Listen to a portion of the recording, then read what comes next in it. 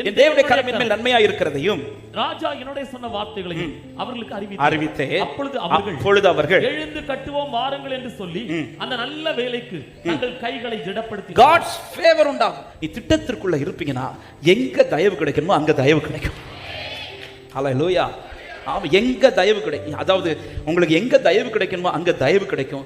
எங்க உங்க கூட ஆட்கள் வரணுமோ அங்க ஆட்களை கர்த்தர் அனுப்புவார். எங்க எது பேசணுமோ கர்த்தர் அதை பேச வைப்பார். எனக்கானதை பரலோகம் நின்னு வேலை செய்யும் நம்புறவங்க ஆமென் சொல்லுங்க பார்க்கலாம்.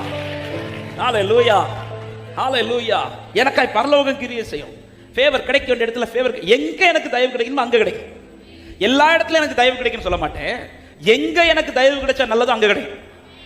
ஆமென் சொல்லுங்க பார்க்கலாம். இன்னைக்கு நிறைய பேர் சோர்ந்து போறது ரீசன் என்ன, திட்டத்துக்குள்ள இருந்தா எனக்கு எல்லா இடத்துல தயவு, அப்படி கிடையாது.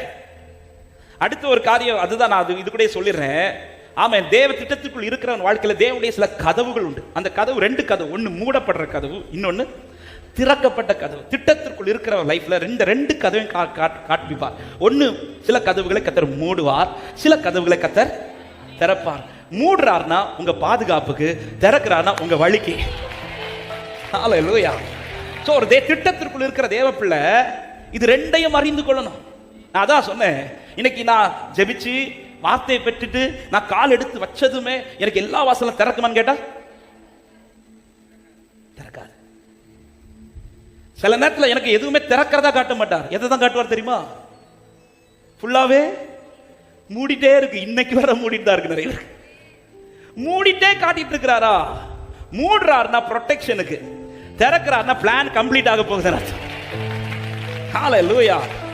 மூடுற கதவையும் நம்ம அக்செப்ட் பண்ணணும், திறக்கிற கதவையும் அக்செப்ட் பண்ணணும்.